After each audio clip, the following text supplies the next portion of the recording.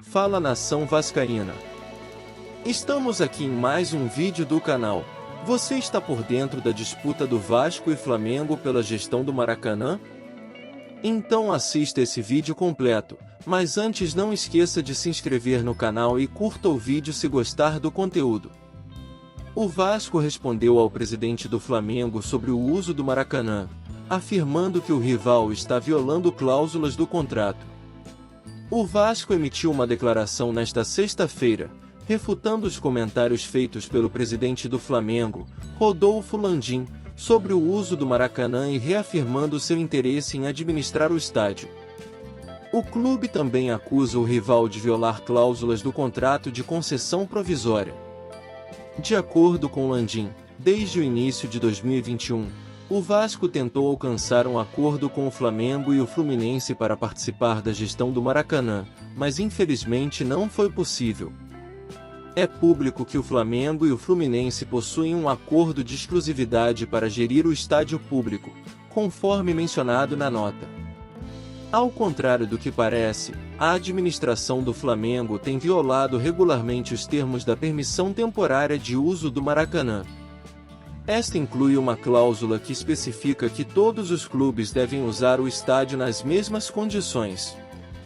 No ano passado, quando o Fluminense era mandante, eles pagavam R$90 mil de aluguel do estádio por jogo, de acordo com a proposta apresentada pelo Flamengo ao Estado.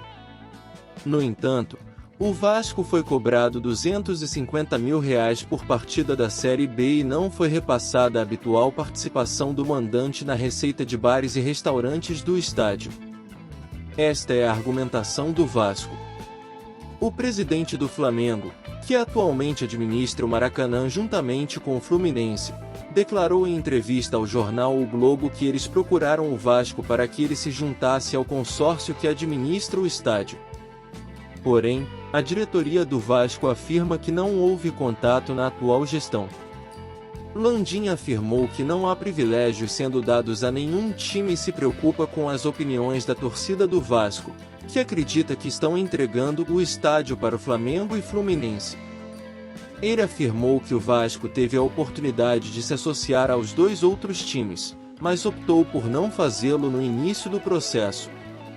O presidente do Flamengo, Rodolfo Landim, revelou que o clube havia feito uma proposta ao Vasco da Gama, para que ambos compartilhassem datas de partidas nos estádios de São Januário e do Maracanã. Segundo Landim, os clubes Flamengo e Fluminense poderiam jogar no campo do Vasco, mas a proposta não foi aceita. Ele disse: "Essas coisas já chegaram para conversar com o Vasco. Quer ter um número de datas aqui? Então ceda ao consórcio algumas datas suas. A gente troca, alguma vez joga aqui, o Flamengo e Fluminense podem jogar no campo do Vasco, mas o Vasco não quis, não aceitou a proposta." O Vasco desmentiu a declaração de seu rival, afirmando que havia oferecido a possibilidade de o Fluminense mandar alguns de seus jogos em São Januário para compor o calendário. Esta questão voltou a ser tema de discussão após as declarações de Cláudio Castro, que abalaram a relação entre Vasco e o governador do Rio. O presidente do Vasco afirmou que a proposta foi totalmente desinteressada e negou que ela fosse uma tentativa de compensar a perda de receita com a venda de ingressos. Ele também disse que a oferta foi feita como uma demonstração de solidariedade entre os clubes cariocas e como uma forma de ajudar o Fluminense a completar seu calendário. No mês de novembro do ano passado, o governo do Rio de Janeiro adiou a licitação do Maracanã e deu uma prorrogação por 6 meses à concessão administrativa ao Flamengo e Fluminense, que agora tem contrato até abril deste ano. No momento, o Vasco havia feito 2 pedidos para gerir o estádio de forma provisória, mas não obteve resposta. Como resultado, o processo de licitação foi interrompido pelo Tribunal de Contas do Estado, que realizou uma avaliação técnica e apontou diversos trechos que precisariam ser alterados.